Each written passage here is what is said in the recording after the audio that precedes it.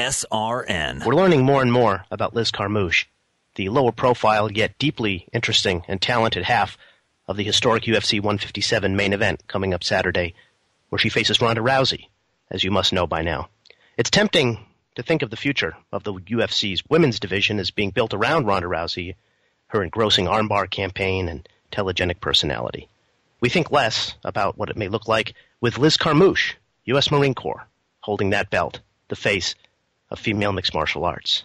Liz Carmouche, though, has envisioned this plenty of times, at great lengths, and in great detail, no doubt.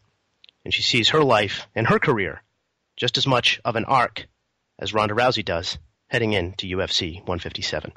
Liz Carmouche joins us tonight to help us see what she sees. Liz, welcome to the Sunday Sit-Down. Thank you so much.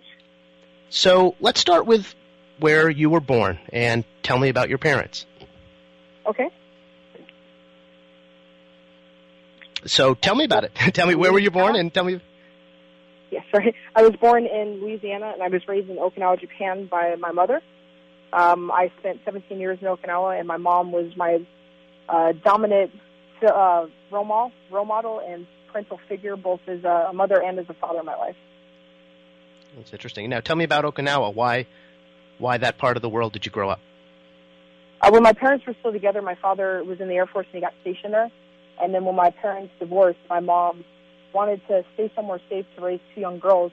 So she stayed in Okinawa and found work there and just didn't really see any reason to go back to the States. So she stayed there for actually it's about 20 years. Wow. So growing up there, did you go to Japanese schools and the like? I went for an international school. Okay, so you had plenty of English and everything. You didn't have to learn Japanese, but maybe you did? I did learn Japanese, and it was required. It was required, really? Yeah, tell us about what that was like. Okinawa was home, so it's a lot different than living in the States for me. But it was just that's just the way it goes. It makes sense to have to learn other languages, and if you're going to live in a country where your English isn't the first language, it only makes sense to me that you learn their language. Certainly. Was that... Well, I mean, if you grew up there, it must not have been a huge cultural shift or adjustment. I mean, you pretty much grew up a Japanese girl, it sounds like. Yeah, no, there was no... the cultural shock is the United States. Okinawa is home for me. There's no shock there. Yeah. Do you go back there at all? I haven't been back in years. My mother, when she retired, she moved to Mexico. So there's not really any family living there for me to go visit. And it's just not the same when I go back now. Tell me about your classmates in that international school in Japan. What were their circumstances? Why did they end up living in Japan? A lot of them were what we called half. So they were half Okinawan and then of some other ethnic descent. A lot of them had fathers that were in the military, and their moms got knocked up, and then the fathers would go back to the States, and they were kind of left there to be raised by their moms. And then other people were contractors who were there, or active duty military, or just people that have heard of Okinawa, Japan, and just wanted to move there. Sure. So what was your mother's, did she have a career? What was your mother's situation when she found herself, sort of setting up stakes there in Japan? I mean, who was she before, deciding to live in Japan? I know when she first met my father, she was going to school to be a nurse in Louisiana, and then kind of changed gears when she got to Okinawa, and just kind of stayed just sticking with being like a soccer mom. She led different Girl Scout groups, and kind of just got all the kids in the neighborhood, always made sure that they were occupied and took care of them. And when my parents were divorced, my mom started working for University of Maryland University College and Central Texas College, and she was a rep there and ended up running the Asian division. And then she started a photography business, and she ran that for about 12 years successfully. And she's done just about anything you could think of. While she was maintaining the photography business, and we were both working there, she also taught an English program out of our house, and she ran a restaurant out of our house. So she never took a moment's break. Wow, sounds like a remarkable woman. What kind of restaurant? What was she making? Everything. It kind of started off that she would just feed people when they would come take her English class, and people were just telling her how excellent her food was and they loved it, and they suggested that she start up a business, and so she just started doing that. Wow. So quite an interesting upbringing, quite an interesting background. What's your relationship like with your father? I don't have a relationship with my father. My mom was really the only person that I needed in life. She did such a great job, and she was such a wonderful, just full-hearted person. I mean, she made up for anything, everything I ever needed. Well, that's wonderful. So there it is. There's the setting for you growing up, and if I'm getting this right, Liz, you lived in Japan until you were 18 years old? Until I was 20. Until you were 20. Okay. So we come to age 20, and do you return to the United States? What happens then? Yeah, when I graduated high school, I actually missed a year of high school when I was a kid, so I was a year behind everyone else. So I graduated at 19 while everybody else graduated at, say, 17 or 18. And from there, I decided that with my mom, we talked it out and decided that it was a good idea that I go to school and go to college and kind of get some prerequisites done before I decided, because I didn't know what I wanted to do with my life. I thought I wanted to join the military, but she really wanted me to try and do the officer program before I did anything else. So I went to school. After 15 credits, I decided I was done and joined the Marine Corps, and that's what brought me to the States. Did you have any hesitation about joining the military service, knowing that, that was what your father did and what brought you to Japan? And then, I don't know if the military had anything to do with the separation of your parents. Did you feel like the military was a path for you to follow? Usually, when you hear of the daughter or the son of a military man getting involved, they're sort of, trying to live up to their father or whoever was in the military's expectations. And in your case, it wasn't that. No, there was no expectations at all. In fact, both my parents didn't want me to join the military. But some of my friends, my close friends, their fathers were in the Marine Corps, and their mothers were also in the Marine Corps. And I just looked up to both of those people, and I saw the type of individuals that they were involved in their community, the parents that they were, the Marines that they were, and I looked up to them so much and really just connected with them that I realized that it was the type of person that I wanted to be. I wanted to model myself after all of them. So that kind of influenced it, and if anything, my father having been in the Air Force just deterred me from actually going into that branch. That particular branch as opposed to the military at large, I see. What was day one like? What was boot camp like? I loved boot camp. I loved the challenge. While other people were suffering and couldn't handle being screamed at and the physical activity, every time that I got quarterdecked or I got put through some crazy workout, I was soaking it up. I wanted it because it made me feel stronger as a person. Every time they screamed at me, I soaked it up and knew that I could push past it and that there was no way they could break my will. Was it an experience at any point along the line? I suppose it wouldn't be very Marine-like of you to admit this, so perhaps you won't, and maybe there just wasn't a time like this, but were there times where you thought the military might be a little too much for you, that you'd made a mistake, or that you wanted to dial it down a little bit? You ended up, of course, in war zones. No, I didn't want to dial it back having anything to do with combat or war zones. I did wonder through some difficulties of adjusting to a different command and the people that are in charge if maybe I should have done something different. And but I knew that it was shaping me as a person. And I've always felt like we make certain decisions and we do things in our lives for a reason, and that they make us stronger people. So I can't live going back in regret, because if I do that, then I'm taking away from the experiences and really losing what each of them provided. We're, of course, all watching the UFC Primetime series on yourself and on Rhonda and on your backstories, and you've spoken on the series about the sort of identity crisis you were having in the Marine Corps as a lesbian at a time pre the repeal of Don't Ask, Don't Tell, and I find that a great opportunity to kind of get firsthand perspective from somebody the fight community cares about on that particular issue. I mean, what really is it like? How best can you describe the, I guess, awkwardness of not being able to express who you are, a huge part of who you are? I don't think that I can fully express what I went through. There's anxiety that you go through. There's it's like you're walking on glass all the time, trying not to make a sound because you don't want to wake a bear and be caught for the person that you were. And so it was always difficult having to struggle with that throughout my time in the Marine Corps. Yeah, certainly. Can you give us a specific thing or two that you were afraid you might do that would give away your sexuality? No, I thought just being myself would give it away. Really? What do you mean by that? Because a lot of people in my life growing up told my mom or told my sister told me that I was a lesbian, and I at the time I told them that I wasn't. And so it always seemed like everybody else knew something that I didn't. I see. So when you're telling folks at that point in your life that you weren't a lesbian, did you believe it? Was there a point where you were unsure, or were you always sure? No, I was always unsure. I went to a Christian school, and I always felt like I was in conflict for feeling the way that I felt. So it took me a really long time to accept who I was. Yeah. What did it? What put you in the position, I don't know, Marine Corps, going through it and managing to not have that, let's say, come out throughout the course of your tenure? You would think that, you're awfully good at it, yet here you are openly expressing yourself. Do you think there was part of how stressful and awkward that experience was in the military that made you all the more open about who you are in your post-military life?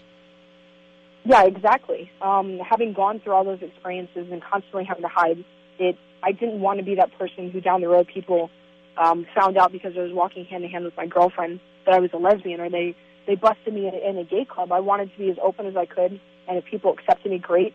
If not, then that's okay too. Everybody has the right to have their own opinion, and the military influenced me a lot. If I hadn't had those experiences, I don't know that I could be as open and out as I am today. Yeah. When you were, when folks were telling your mom that you might be a lesbian, or other people were saying maybe behind your back that you were, what were some of the things that they said proved it to them, especially when you were denying it? Why were people bringing that up? What were the signs, do you think, to them? I think they just saw my involvement in sports and my aggressive personality as being what they thought was the reason for it. That's interesting. So it really was kind of like just athletic exploits. Just, sometimes those girls get called tomboys, but not exactly lesbians, Yeah, exactly. And they said that I think she's a little bit more than just a tomboy.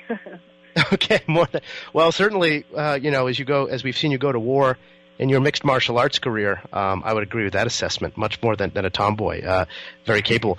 Take us through the military. Take us to perhaps the most fearful moment in your military career in terms of, your own livelihood and safety. I didn't fear for my livelihood. I felt like I'd done all the training that I needed to prepare me, and if something happened, that it was meant to happen.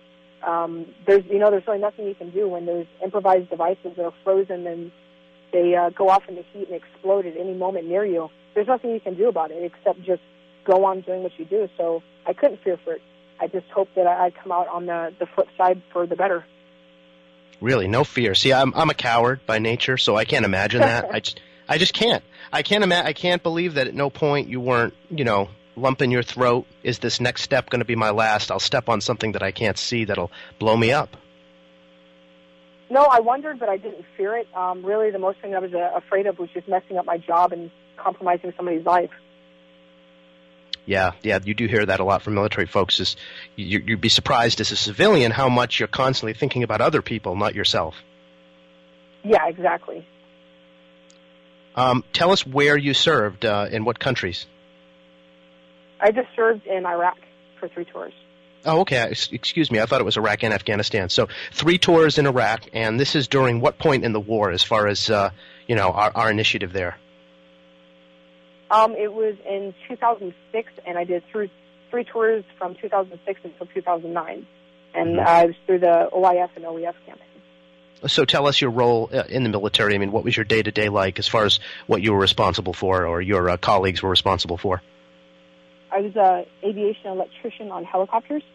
So I had to fix the helicopters and make sure that I didn't make any mistakes because there was a whole crew at work on the aircraft. So my mistake could cost the lives of not only the crew that was responsible for manning the aircraft, but as well as anybody else that they picked up. Have you seen Zero Dark 30? No, I haven't. Because those helicopters were very important. Yeah, the helicopter I worked on was very, very important. Well, I think that drove it home. That probably drives it home for a lot of people who have seen that movie, just how critical a functioning helicopter is and how technologically complex. And in some ways, they're the strongest things in the sky, but in other ways, they can very easily go awry. So I'd imagine when you're just doing straight mechanical work, you're trying to fend off these disaster scenarios, right, where you put American folks at risk. Yeah, absolutely. I mean, it's just something that one might think that is unimportant, and then you find out that your little mistake cost the lives of so many people. So you constantly have to be at attention, making sure that you're aware of everything that you're doing so that you don't risk anyone's life. Yeah, and Zero Dark 30 and the Bin Laden mission, of course, we know how important helicopters were to pull that off in a stealth way. Talk about the role helicopters played in Operation Iraqi Freedom. I actually can't go into those details. Well, I don't mean who it attacked and where, but I imagine that the air support was important. Yeah, no, it was a really important role from both providing the missions that it took to pull off a lot of things in the war, as well as saving people's lives and doing runs. Right, and landing in places where there might be wounded folks and getting them the heck out of there, right? Exactly. Yeah. Did you make a lot of friends in the military, or were you sort of a loner? I did make friends, but I certainly was a bit of a loner. Yeah, and how does, we all know in our social lives, if we weren't in the military, what a loner looks like, the signs of a loner in the military. Is it easy to be a loner? I mean, I'd imagine it'd be kind of hard. You're constantly surrounded by people sharing the mission. I mean, how did your personality gel or not gel with other folks in the military? No, I think it's really easy to be a loner in the military because everybody's so focused on just doing the mission, and you're taught to not take away. You work, you have a mission to do, and you're not supposed to deter from that. So it's actually often hard to make friends because you don't have the free time that it takes to get to know the person next to you. And if you're talking to them, you may not be paying attention to the job at hand. That's really interesting. I never realized that. It certainly makes sense. What were the conditions you were working in like in terms of temperature? I imagine in those tours you're hitting some of the hottest months of the year, although in that part of the world it's probably always hot. Take us into the actual conditions you were living and working in the military. Yeah, I went through winter in Iraq as well as 2 summers, and the hottest it got was 130 degrees. And then the coolest, it was cold enough for it to snow. So all extremes as you can possibly think of, monsoon rains to just about everything. Sure. Any whipping sandstorms, like blinding sand and things like that? Oh, yeah, all the time. I can remember walking to work one day and looking, I'm like, okay, I'm so close to the door, I'm not going to be late, because I'm always a stickler for being on time, and 15 minutes won't suffice for me. I have to be about half an hour early at least to work. So I was walking, and then I looked behind me, and all I see is an orange wall rushing towards me. So I tried to run to get to work, and it didn't work, and I got slammed with a sandstorm and couldn't see where I was walking anymore. Oh, my God. Wow. That's pretty dramatic that you can't see something that close in front of you. So when you're caught in the middle of something like that, I mean, you can basically see your hand in front of you, and that's about it? Sometimes you can't even see your hand unless you put it directly in front of your face, like an inch away from your face. That's, wow, incredible. The conditions, that's something that doesn't get talked about too often during that part of American military adventures, but that's something to be admired that you could endure that. You mentioned you want to be at least a half hour early to everything. Was that just in the military, or does that continue in your life today, wanting to be early? That was before the military. When my mom is a really interesting creature, and she would kind of say, like, yeah, I'll be there 1-ish, or I'll be there 2-ish, which really meant that she was just going to be there when she felt like it. So if I had a doctor's appointment, or if I had something for school that I had to be at, I knew that I had to lie to her and tell her that to be there 2 hours early, just to guarantee we could be even close to on time. So when I finally had my own car, I made sure that I was early everywhere just in case something happened. Oh, wow. Okay. So will you be how early to the Honda Center in Anaheim before you fight Ronda Rousey? I believe they're driving us, so it's as early as they'll take me. Okay, so you don't control that. I see. Okay. Yeah, not that one. How about training sessions and things like that? How much of a stickler are you for starting at a certain time and ending at a certain time? Not for ending at a certain time, as long as it doesn't conflict with what I have next on schedule, like if I have another training session right after. But if it's the last training session of the day, I have no problem with it going over because it just means I'm putting in more work. But I do believe in it starting on time so that we can take as much advantage as possible. It can start early, but it cannot start late. Cannot start late. Where did you start training mixed martial arts? What was the first gym atmosphere like for you? I started training at the gym I'm at now. Okay. I stuck with the same group throughout the whole 3-year stint. Tell us about the atmosphere, the feel of the gym. Put us in the room. It's a great group. Everybody goes really hard. But that's how we've always known it to be. It's not like anybody's trying to hurt each other or has is out for somebody. It's just the way that it goes. And it's also, like, we make light, we joke. It's everybody's just having a good time. We're working our butts off, but we're all having a good laugh as we're doing it. As you got back into MMA gyms, as you got back into civilian life, having gone through the military experience that you went through, being transported to a totally different part of the country, sometimes, humdrum conditions, sometimes very dramatic and potentially dangerous conditions, did you feel different walking around the streets of America again as a civilian? Do you still feel like because of your Marine Corps experience, that you're somehow different than others when you go into social settings and things like that? Yeah, it was difficult when I got back and I got out of the military, because it was only maybe 2.5 months from getting back from Iraq before I actually was discharged from the military and in the civilian world. So it was really a short time frame to readjust and then just get thrown into a whole new world altogether. It took a lot of time, and certainly there are social situations where I don't feel like I connect with people because we don't have the same background. And I think to some extent I'm always socially awkward, so there's always that conflict. Well, when you've been doing primetime and all the different media interviews that have come along with this Ronda Rousey fight at UFC 157, have you found yourself having to maybe force that social awkwardness out of yourself? Because I'll tell you, I watch you on this show, and sometimes you seem more comfortable and more of a natural talking about yourself and your story and personal details than Ronda does, and she's known for that. Yeah, it's certainly something that I've had to kind of push my own boundaries, but I think that's the great thing about this, is because it pushes you to grow, and I feel like by pushing myself out there and being more of a social creature, that I'm helping myself grow. And I'm great with one-on-one. I can do a great conversation one-on-one with people, but it's when we go into group settings, I'm a little bit more awkward. I can identify with that. I can feel you there. You slowly but surely end up the person in the corner, kind of looking around, like, yeah, hey, what's up, Yeah, and I love just watching people. Just I kind of connected in school with psychology, so I always find myself sitting in the background watching people in their natural settings and just seeing how they interact. That must be useful in the fight game. Absolutely. When you study a fight or you study an opponent, do you feel like it's as much a psychological study as a study of their techniques? Oh, yeah, absolutely. Can you give me an example of maybe like something you look for psychologically in breaking down an opponent, just on tape or watching them fight? I'll watch the person just when it comes to fights, when they lose or when they win. At what point you can see a person who just gives up in the middle of the fight and they're done, and then they kind of look for a way out. So I look for that, seeing what it does that breaks them, so that I can take advantage and do the same. Yeah, that's a very important point. I remember we had Randy Couture on last year in this segment. He was talking about that as well. You can actually feel, he said, someone break in the cage. You know what he's talking about there? Yeah, absolutely. Is it just what, like their muscles loosen up? I mean, what specifically do you feel? No, I think you can just feel their will as a person. It's not even that their body stops struggling. You can just, like when you feel someone that passes out and they're not necessarily twitching or anything, and you just feel that their body has come to ease, mm-hmm. It's that same thing. Their body changes. Their body language changes. Can you maybe give us a fight in your MMA career where you felt that? I felt it in my fight with Caitlin Young, and I also felt it in my fight against Jan Finney.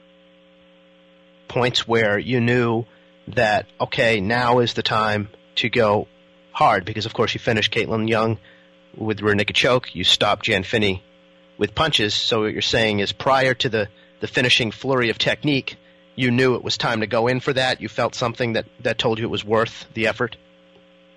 No. There's just certain points in where I felt that they had given everything they had, and it wasn't putting me down, and that they had broken. So at that point, I knew that really anything that I did was going to defeat them.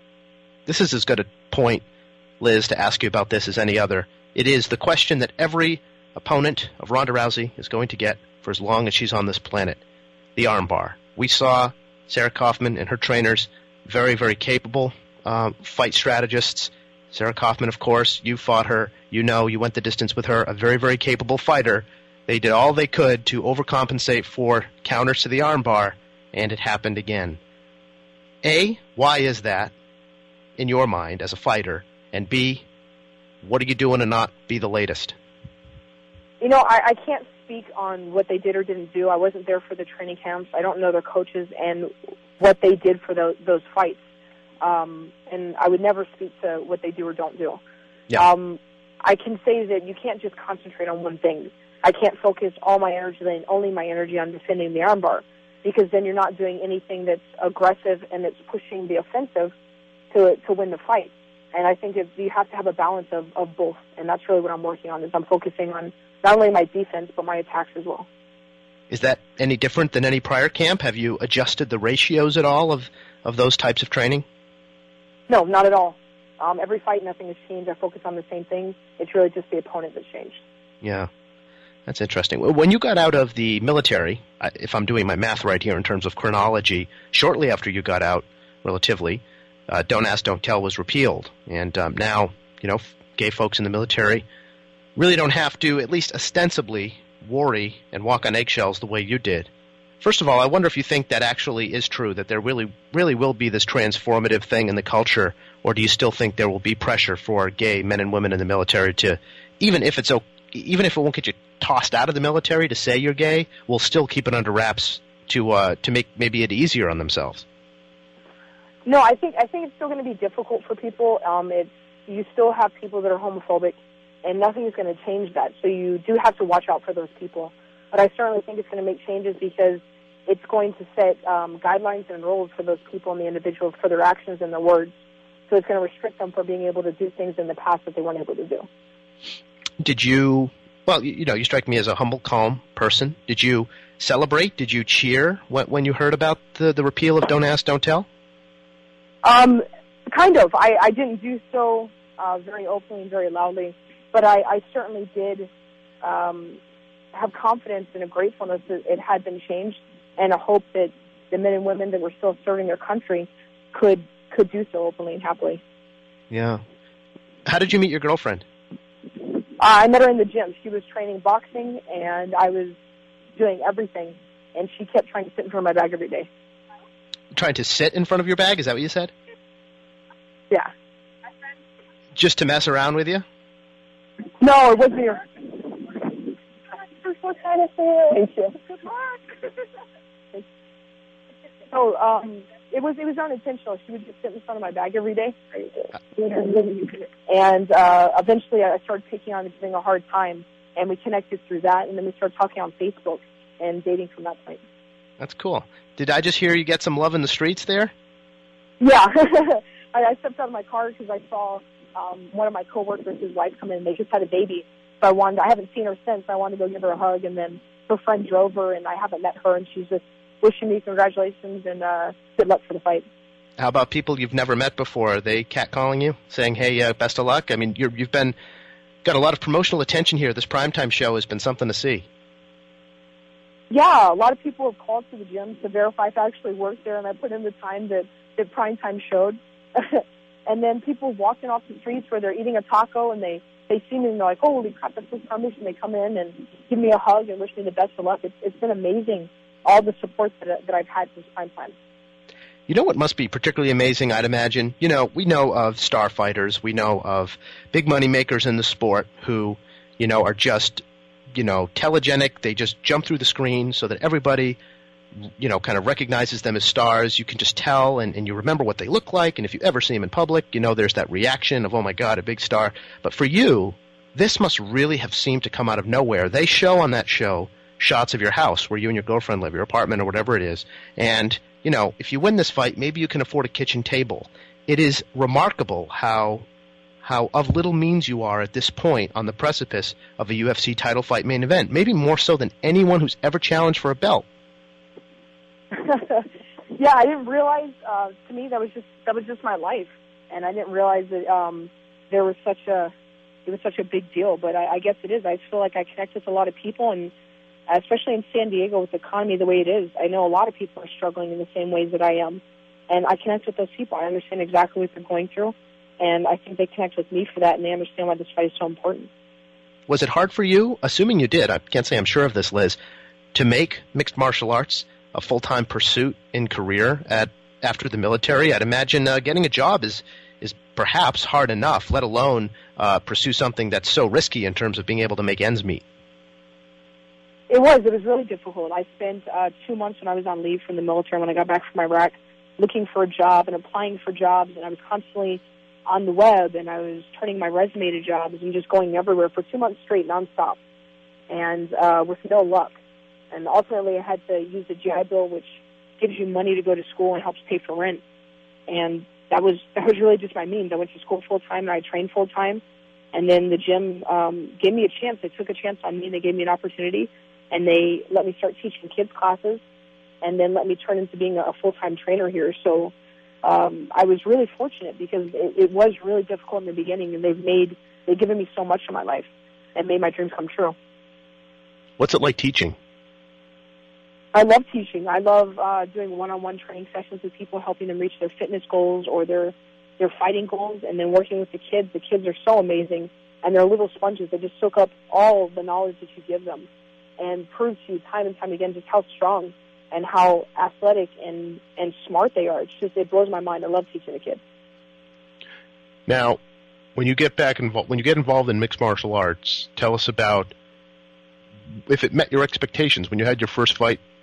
I think it was in 2010. How it went? Was it what you expected? It wasn't what I was expecting, because I was expecting to compete at 135, and the woman I competed against weighed in at 165. So that to me was kind of different. I was like, oh, okay, that's fine. That's just how we fight. That's what it is. So from that point on, that was my expectation. And then every fight that I got was always on a 2 weeks' notice or less. And I thought that that's how the fight world was. It wasn't until Zuffa took over Strikeforce that I actually knew what a notice was for a fight. And that was my expectations. I thought that that's just how the fight world was. I see on a record I'm looking at that your first opponent is listed as unknown fighter and that you won with a kick to the body. Who'd you fight? I don't know her name. It was in Tijuana, and that was my first amateur fight.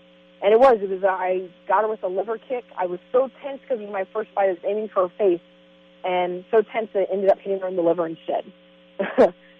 And she didn't come out till the clock, and I didn't know her name. But I went out there, and there were so many changes because it's in Tijuana, and they make a lot of changes. They'll come out there and say, okay, it's kickboxing. And you go in, they're like, oh, no, it's actually jiu-jitsu. Or you go in, and it's MMA. Nope, sorry, it's actually going to be a kickboxing match. And that's exactly what happened. I went in there thinking it was MMA, and they had a completely different opponent. And they're like, you're going to face her. We just took it and went with it from there. So truly an unknown fighter, even to you.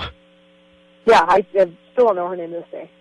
That's amazing. So did you make any money for that fight? I imagine not. No, not at all.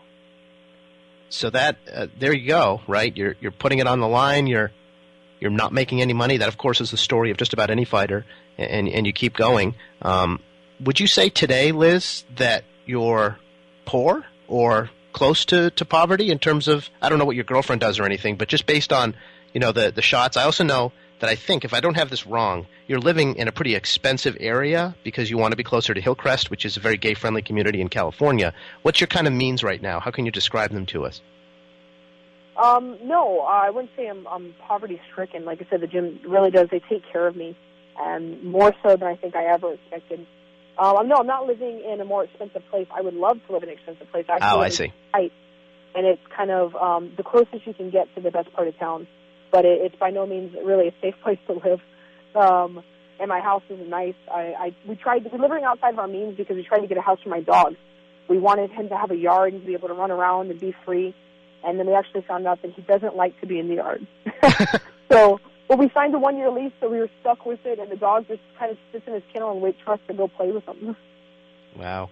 I ask you this question not to pry, but so that I can understand the stakes for you, in addition to, all of the stakes we know of a UFC main event. How much, if you beat Ronda Rousey, do you stand to take home? I can't say, but it's not as much as her.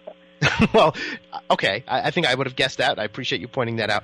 But what would, based on the amount that you know, and, of course, are not required to share with us, but based on that amount, what do you think you could afford to do in terms of changing your lifestyle up, maybe? Well, with it, not really much. I think this fight would set up more possibilities, and the UFC has said before, you'll keep on going. This is just a starting point. We're going to take care of you. Don't worry about it. So I know that they're behind me, and they are going to take care of me. But for this one, it's not really going to change a lot. It'll just kind of get rid of some debt, and it will help me move into a better home. Right. Well, you talked in the primetime show about maybe moving your mother up from Mexico, maybe trying to move to Hillcrest. Those are things that you think you can do by building off the momentum of beating Ronda Rousey in such a historic fight, correct? Exactly. It won't be this fight, but it'll be all the doors that opens because of this fight. And I hope, it's just like I dreamt about being in the UFC. It was my hopes. I didn't necessarily think it was going to happen. My hope is that I'll be able to buy a home and I'll be able to buy a car and fly my mom up from Mexico and take her in and take care of her. How's she doing? What's her situation in Mexico? She's retired, and I don't want to go into details, but I just prefer that she had me at an older age. I wouldn't say old, but she wasn't like 20-year-old having a child. Mm-hmm. So she was in her 30s, and she had myself and my sister.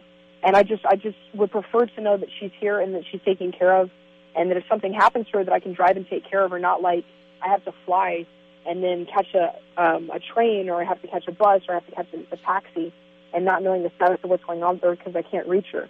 If she's here, then I know that she's safe, and I know that she's in the best state possible. Sure. How often do you talk to your mom? Every day. I text her every day, and then I usually FaceTime her on the weekends for a few hours.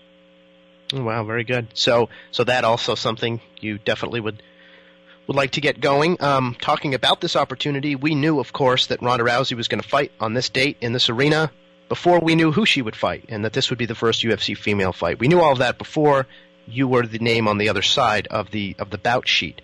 I can't say, Liz, that your name was on the tip of a lot of folks' tongues. A lot of people were talking about Misha. They were talking about Cyborg. They were even talking about Sarah McMahon. Were you surprised to get the fight? I was surprised. I did think there was going to be Cyborg or somebody else, but through our Twitter campaign, we were able to get this fight. Yeah, talk about that. Talk about what you were able to pull off social media-wise.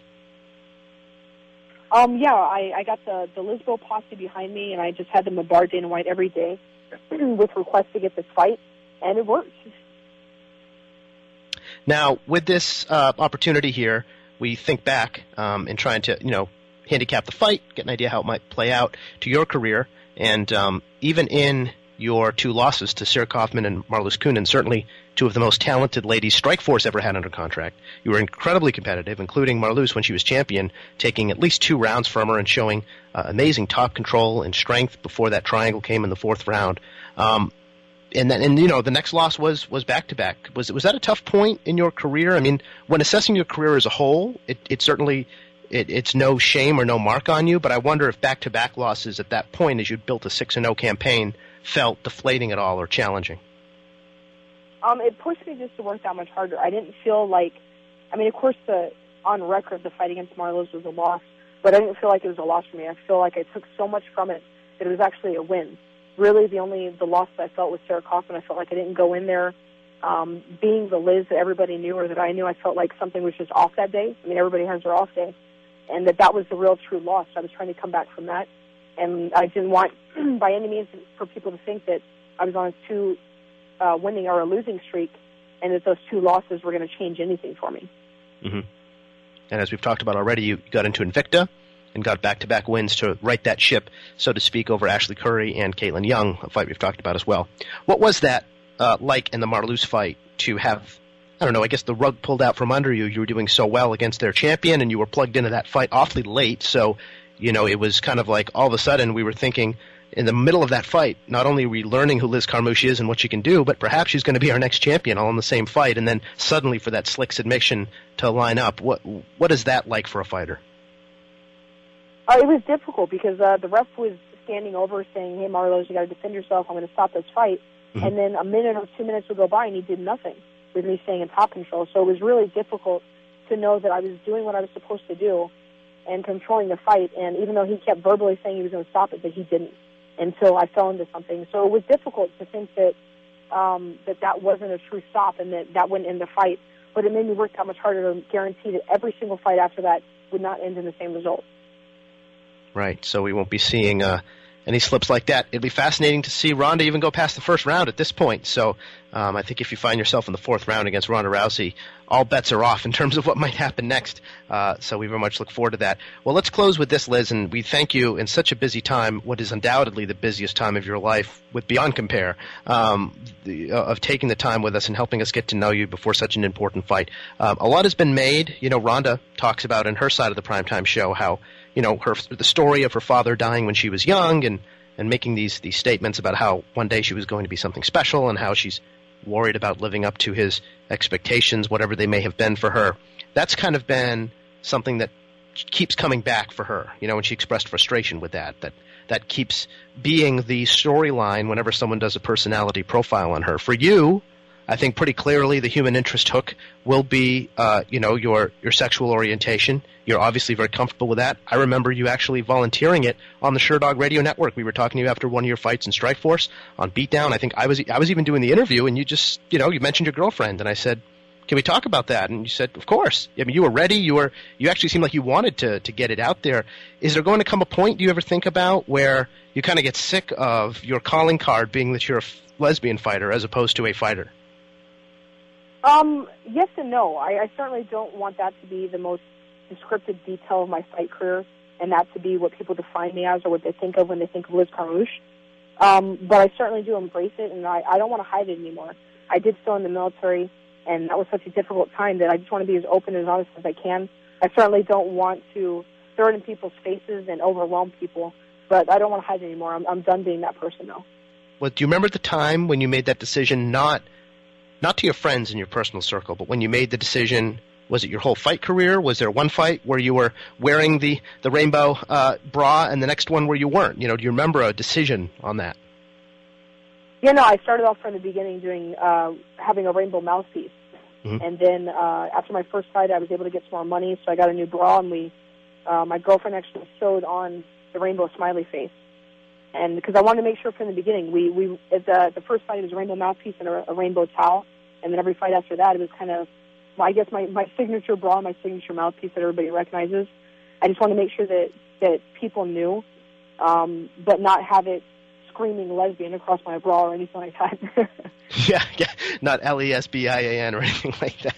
As far as the weigh-in T-shirt or whatever. Well, it's been great to get to know all different parts of your personality. Leave us with this. You said, that you certainly don't want as you go forward in your career, and certainly things are going to get bigger and brighter for you after this exposure, no matter how it goes down in Anaheim, that you don't necessarily want to be known just for that. Give us and leave us with the full kind of scope of things you want people to think about when they think about Liz Carmouche. When they think about me, I want them to think about a fighter that they can connect with. I've gone through so many difficult things in my life and so many things that people can connect with. Yes, I'm a lesbian fighter, so I can connect with people in that sense. I was in the military, and I served in Iraq, so people can connect there. I'm going through the difficulties of not having, a large source of income, so I struggle with everyone else. So I hope it'd be that everyone can find something to connect with me, and get behind me in this fight. Well, you've been a wide-open book, and you've been wonderfully well-spoken and a great compliment to the promotional campaign for this all-important fight. And as I'm sure both of you guys know, a lot rides on this in terms of how it does, in terms of how it's received, and in terms of the future of female MMA. So for that and a lot of other reasons, we wish you the absolute best against Ronda Rousey at UFC 157, Liz. Thanks for taking the time on the Sunday Sit Down. Thank you so much.